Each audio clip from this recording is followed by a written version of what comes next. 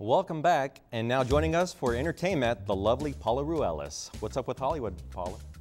Hey Metro, Paula Ruelas here with this week's edition of Entertainment, where I'll be bringing you the latest gossip from Tinseltown all the way up to a mile high.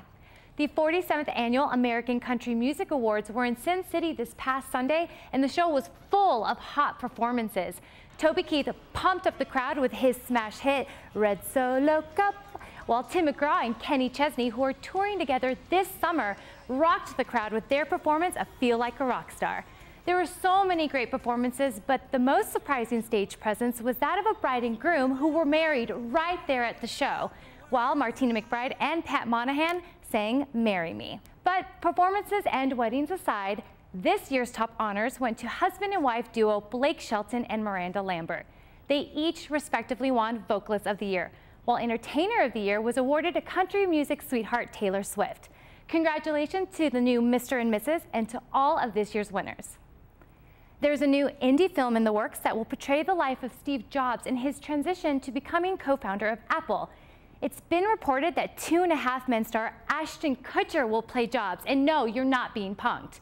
The movie, which will simply be titled Jobs, is set to begin filming next month. James Cameron's epic movie Titanic was re-released in 3D on Wednesday for the 100th year anniversary of when the ship of dreams tragically sank into the Atlantic Ocean. In 1997, Titanic made box office history, ranking in over $1.8 million. The re-release will surely make fans with fans of the award-winning film. I know I'm looking forward to seeing it along with Leo and Kate on the big screen yet again. An ex-vice presidential candidate, Sarah Palin, helped co-host Tuesday morning's Today Show, while ex-Today Show host Katie Couric co-hosted Good Morning America at the same time. With the memorable interview conducted by Couric during her 2008 presidential campaign, this morning's SmackDown was inevitable. The show's rivalry has been ongoing as the Today Show continues to be the #1 morning show for the last 15 years. Miss Palin's stint on Today kept that #1 streak alive as more viewers tuned in to see Today rather than Good Morning America. And in other TV news, I am sad to say that after nearly a decade of intense drama, heartfelt laughs, and finding love, the TV series One Tree Hill said goodbye to its faithful fans on Wednesday night. The series finale tied up the show with Clay and Quinn getting engaged, Brooke's new clothing line Bakerman becoming a reality, and Haley and Nathan having impactful conversations with their son Jamie about his future. The show also had great musical performances, including Gavin DeGraw, who fittingly sang I Don't Want to Be. Although the lives of the characters were tied in a lovely bow, there is only one Tree Hill, and it will surely be missed by its fans. Now, moving on to some local events. It looks like Denver is getting Wicked yet again, as the award-winning Broadway spectacular Wicked will be returning to the Denver Center for Performing Arts. The show will run from April 11th through May 20th in the Buell Theater. Last time Wicked was in town, it broke box office records and sold out, so be sure to get your tickets as soon as possible because you don't want to miss it. Visit www.tickets.denvercenter.org for more information on tickets and showtimes. And he's been called the most consistently celebrated and influential designer of the past 25 years. 3 words, Yves Saint Laurent. Using vivid colors and bold patterns, you can see all his original work right here in Denver. Reporter Kelly Matzner tells us where. Denver is taking a big step forward in terms of both fashion and art. Denver is fortunate enough to be host to YSL, The Retrospective, which pays homage to the works of legendary fashion designer Yves Saint Laurent. 2 questions I've been asked quite a bit over the last month. Why Denver? And is fashion art? My most preferred answer is because we have the most beautiful women here. This stunning exhibition premiered in Paris in 2010, and the Denver Art Museum will be the only U.S. venue to house the YSL collection. We see is on 2 levels, let's say. We have a few parts of the exhibition which focus on moments in the history of Yves Saint Laurent.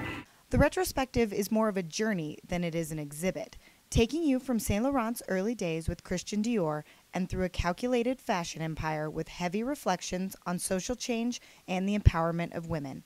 As the journey unfolds, you will find yourself in Saint Laurent's world, full of imagination, beauty, strength, and so much more than just clothes.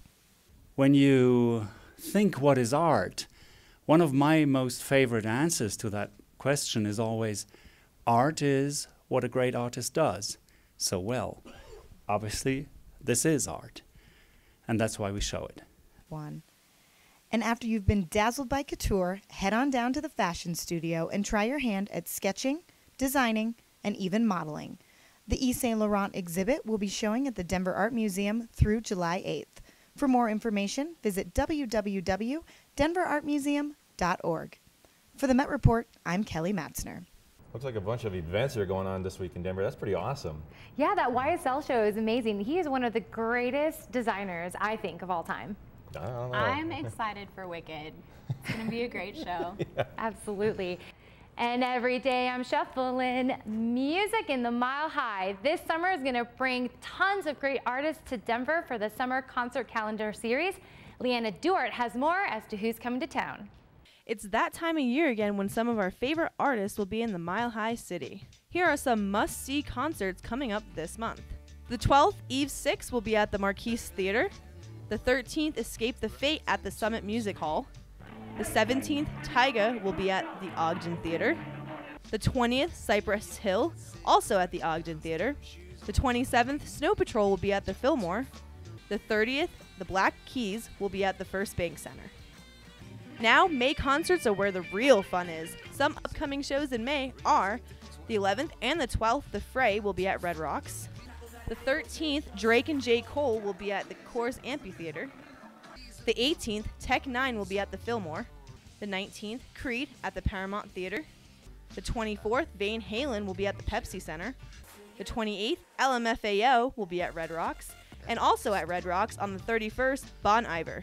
Well, those are most of the concerts that are coming up this month and in May. For more information on concerts, visit the venue's websites. For the Met Report, I'm Leanna Duart. I'm really excited for Snow Patrol. I've seen them before and they're amazing. You know who I want to see is the Black Keys. I've never seen them before, but I've listened to music for a couple of years. They sound really good. Yeah. I'm actually at camp all summer, so I'll just have to hear about the concerts when I get back to school. We'll We're gonna fill give you you in the about the update. awesomeness. Thanks. With pictures and everything. Thank you. Well, when we come back, all the latest with our athletes. Peter Aragon joins us for Met Report Sports. We'll be right back. All night long and do it all again so I can find my way back home.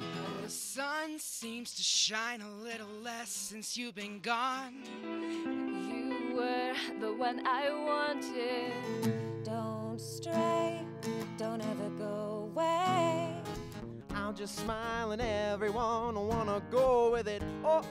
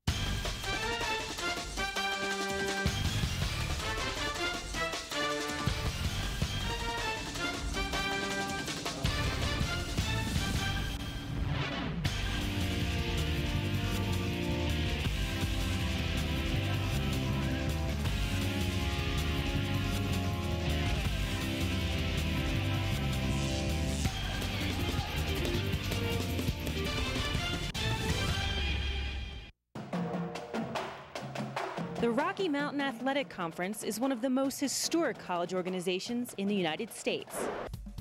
Founded in 1909, the RMAC has a membership of 14 colleges and universities, making it one of the largest conferences in the country. The RMAC is also one of the most successful. During the past decade, more than 30 RMAC teams have won national championships. The Rocky Mountain Athletic Conference, continuing the tradition of excellence. Welcome back. Peter Aragon joins us on desk to tell us all about Metro Sports. Peter, what's going on? Well, right now we're getting to the end of the basketball season and getting into the baseball, softball season. That's going down the stretch right now. Start off with basketball, though. Last week, our sports was anchored by Anthony Costura. With all due respect to Anthony, he doesn't know anything about sports, let alone Metro sports. So let's do them justice, starting off with the men's basketball team who got past the #1 overall seed in the NCAA tournament to make it to the Elite Eight. The Roadrunners traveled to beautiful Highland Heights, Kentucky, just across the bridge from Cincinnati, Ohio, to take on another #1 seed, Montevallo University. Metro down early 8-2, but we got Demetrius Miller, who's shooting 69% from the three-point line in the tournament, cuts it to 3 and says, "Give me another," to tie the game. Metro led by as much as 9, but Montevallo's DJ Rivera answers back with this 3, and by halftime, the lead is cut all the way to 1, Metro up 34-33. And what kind of highlight would this be without Reggie Evans off the breakaway asking if you got the peanut butter because he's bringing the jam? Second half was back and forth down the stretch, 13 seconds left, game tied at 65. Montevallo with the ball. Senior guard Antonio Davis drives, puts it up and misses, gets fouled though. Davis would make both free throws. Metro down 2 with 3.1 seconds left. Here comes Metro. Last second, Paul Brotherson throws it up, and that's the wrong team. Metro loses 67-65. I couldn't be prouder of a group of guys. These guys achieved. I got 2 seniors on my right and left who've given a lot to the program. They've helped us push our program back to where it's supposed to be. And I couldn't be more proud of a group of guys. They just fought. They hung in there. They handled themselves with class, even in defeat. We play the right way. With the loss comes to the end of the basketball season. Now all eyes are on Metro's baseball and softball teams. And talk about a diamond in the rough. Literally, it's been a rough season for both teams who have a losing record. Softball trying to turn things around with a 4-game homestand against Colorado School of Mines. The offense struggled in the first game, only getting 1 run across the plate. And when you give up 4 runs to the other team, you lose. And that's what Metro did, losing 4-1. Second game, Metro got their offense jump-started early. Second inning, Kelsey Tillery up with 2 on, puts 1 into right center field, playing both runners. Metro up 2-0. Bottom of the 4th, Metro bats stay hot. It's Tillery again. This time parks one over the fence. And with 1 runner on, Casey Nichols joins the party with a 2-run home run. Metro up 5-1. Mines offense ruins the party late, scoring 4 runs in the top of the 6th to tie the game at 5. And in extras, Mines adds 4 more to take the game 9-5. Metro would lose the next 2 games on the weekend, and they would make history in doing so, as it was the first 4-game sweep in Metro softball history. Well, while the big boys from the big leagues celebrate the opening day, Metro's boys of summer are already reaching the home stretch of their season. It's been a rough start for first-year head coach Jared Otis. They look to turn things around in the road series versus their crosstown rivals, Regis University. They dropped the first game, 98 in 12 innings, and 4-3 in Game 2. The Roadrunners praying to the baseball gods for a little help, but it was the Rangers who struck first. They jump out to a 2-0 lead in the first inning, but the runners do respond. Freshman first baseman Daryl Baca to left field. Regis outfielder Alex Haig misplays the bounce, and 2 runs come in to score. We're tied up. Alex Schrupp to left field, and Haig again can't grab it cleanly. Another run scores. Metro takes the lead. And Eric Kimmel at the plate. He knows to hit it too. Haig having a rough time out there. Another run scores, and Metro finally gets in the win column by a final of 4-3. Metro had Game 4 of the series in the bag, holding a 6-run lead. But the Rangers scored 10 unanswered runs to win the series, and it doesn't get any easier for Metro this weekend as they host division-leading New Mexico Highlands. The Jets are taking all of Colorado's star athletes. First Tebow, and now Smith. Hayden Smith, that is. Smith was on Metro's basketball team from 05 to 08, pulled down 238 rebounds in 91 games, and earned academic all-conference as a senior. The Australian native became an international rugby star who recently played for the United States in the Rugby World Cup. This is Smith's first venture at the sport of football, but with the training from his personal coach, Tim Brewster, he may prove to be a natural. Smith signed a 3-year deal with the Jets this week to play tight end, and we wish him good luck. So it's not all negative news in Metro sports. You think Evans could stop by the studio and bring me some jam? I'm kind of hungry. I'm sure he could, yeah. But you need the peanut butter first. Oh, definitely. To be totally honest, I miss Tebow. I think a lot of people miss Tebow. Peyton Manning's going to come in and help more. Yeah, he would a nice 1-2 punch, you think, if we kept both. Probably. Yeah. Well, that's going to do it here for us here at the Met Report. Thanks for joining us. For Peter Aragon, Paula Ruelas, Jordan Anderson, and all of our staff here at the Met Report, I'm Eric Gallion. We'll see you on campus.